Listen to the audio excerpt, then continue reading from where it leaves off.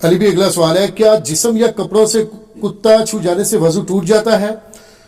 مثال اس طرح ہے کہ میں فجر کی نماز کے لیے جس گلی سے گزرتا ہوں وہاں ایک کتا روزانہ میرے کپڑوں سے چھو جاتا ہے،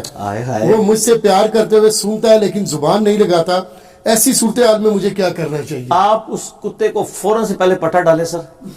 اور اس کو پیار محبت سے اپنے گھر لے جائیں، حفاظت کے لیے پالیں۔ بخاری مسلم میں حدیث ہے کہ نبی علیہ السلام نے فرمایا کہ جو شخص شکار کے علاوہ اور گھر کی حفاظت کے علاوہ اگر کتا پالے تو روزانہ اس کے نام اعمال سے 1 قرات اجر کم ہو جائے گا، اور ایک بخاری مسلم کے الفاظ ہیں 2 قرات، اور 1 قرات احد پہاڑ کے برابر ہے۔ ان 2 وجوہ کی بنا پر، یعنی گھر کی حفاظت کے لیے اور شکاری، وہ جو سورۃ المائدہ میں آتا ہے نا، شکاری جو کتے آپ نے سکھائے ہوئے ہوں وہ شکار، تو یہ جائز ہے۔ تو سر اتنا اگر کوئی پیار آپ سے کر رہا ہے، ٹھیک ہے، تو اس کتے کو آپ گھر لے جائیں اور اس کو حفاظت کے لیے رکھ لیں، ٹھیک ہے، سدھاریں، ظاہر ہے وہ آپ سے پیار کرتا ہے تو حفاظت بھی کرے گا۔ ویسے تو آج کل ایک ماڈرن کتے گوروں نے بنا دی ہیں جن کو نہ کوئی زہر دے سکتا ہے نہ کچھ کر سکتا ہے، یہ سی سی ٹی وی کیمرے، ٹھیک ہے نا، اور یہ ڈسیو بھی نہیں ہوں گے، صحیح، ٹھیک ہے نا، جو چیز ہے اسی طریقے سے بیان کریں گے۔ آپ کے جو یہ کتے تو مطلب وہ چوری پکڑانے کے لیے کتے لاتے ہیں نا، تو وہ جا کے مطلب غریب لوگوں کو پکڑ لیتے ہیں، اس پہ بھی قرار اللہ صلی اللہ علیہ وسلم نے پورا پروگرام کیا ہے نا کہ یہ کتوں کے 30-30 40-40 ہزار روپے لیتے ہیں اور غریب لوگوں کے اوپر کتے چڑھ جاتے ہیں وہ۔ تو آپ کے کتے جناب دھوکہ کھاتے ہیں، لیکن یہ گوروں نے جو کتے بنا دیے نا سر، آپ کو پتا ہے لنڈن الون، لنڈن میں 1 لاکھ سے زیادہ سی سی ٹی وی کیمرے لگے ہوئے، ٹھیک ہے، اور ہمارے بھی یہاں پہ سیف سٹی بنائے تھے ہمارے ایکس انٹیریئر منسٹر نے اسلام آباد کے اندر، ان کی بیٹریاں تک لوگ اتار کے لے گئے یار، آپ اندازہ کریں۔ تو یہ جو اس کتے کی طرف آئے، وہ کتا اگر تو ان کے کپڑوں پر زبان مارتا ہے یا جسم پہ زبان فزیکلی ٹچ کرتا ہے تو وہ حصہ تو ناپاک ہو جائے گا۔ اگر وہ صرف سونگتا ہے، جیسے انہوں نے لکھا ہے کہ وہ سونگتا ہے ایسے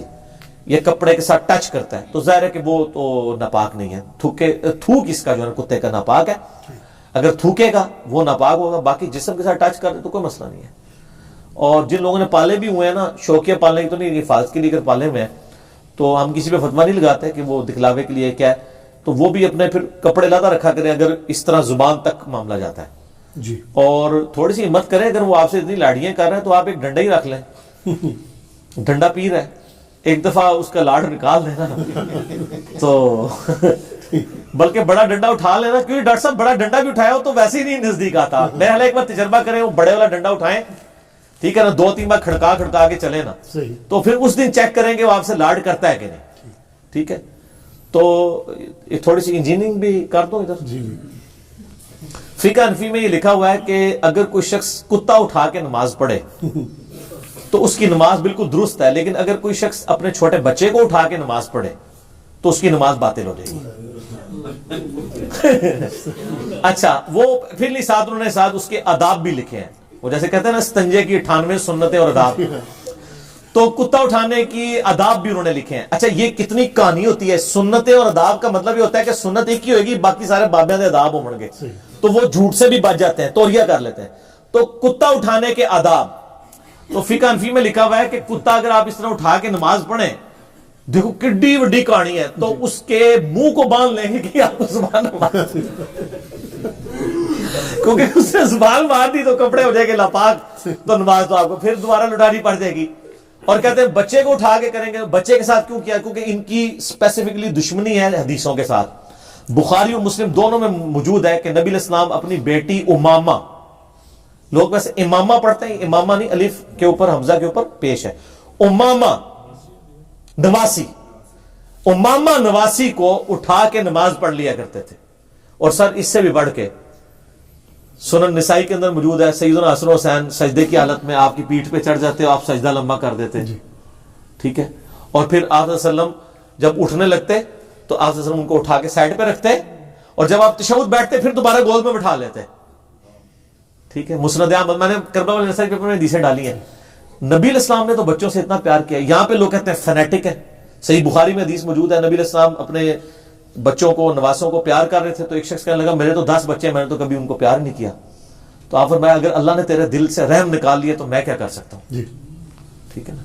تو اللہ نے ہی اولاد کی، بیوی کی، بچوں کی، ماں باپ کی محبت ڈالی ہے، یہ کوئی شرک نہیں ہے. مجھے ابھی سوال بھی تھوڑی دیر پہلے پوچھ رہے تھے،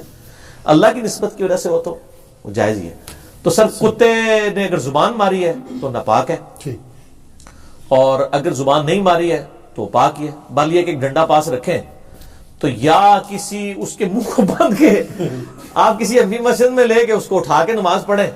یقیناً. تو پھر وہ جب پوچھے تو ان کو کہ یہ فتاوی علمگیری میں لکھا ہوا ہے، تو ہم تو اسی طریقے کے مطابق عمل کر رہے ہیں، کیونکہ اگر میں بچہ اٹھاؤں گا تو نماز میری فاسد ہے. تو وہ بہتر ویسے یہی ہے کہ وہ کتا اٹھائیں اور ایک بار جناب انہوں نے مسئلہ سمجھا دو فزیکلی، ٹھیک ہے جی، مسئلہ سمجھا دو انہوں نے کہ اے مسئلہ ڈے صحیح، ٹھیک ہے نا.